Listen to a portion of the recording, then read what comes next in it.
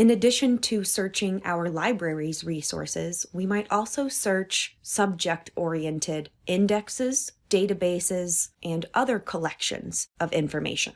The textbook includes some examples in its appendix. Each of these collections has its own way of writing about and organizing information. Each one has its own thesaurus, or classification system that connects different disciplines. It's up to the interdisciplinarian to figure out how.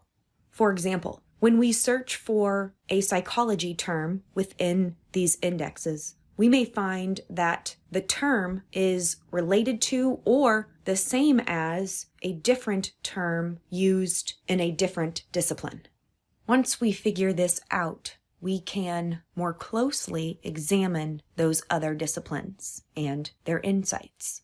Fortunately, topical databases are becoming more popular. PsycInfo is a great example of a topical index. These collections are organized by topic, which is more focused than by subject. They are especially useful for finding journal articles. Once you find a publication, use a citation index to find subsequent publications that cited the original. One way of doing this is to go to Google Scholar and search for the title of the publication. The search results will show you how many other publications have cited the one you found. Sources that have been cited thousands or tens of thousands of times are probably significant and or controversial.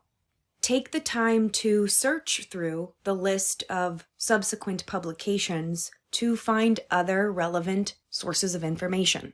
If we are interested in searching for insights within a newer discipline or field, we should search multiple collections. Again, use subjects, keywords, and topics to help you find relevant sources.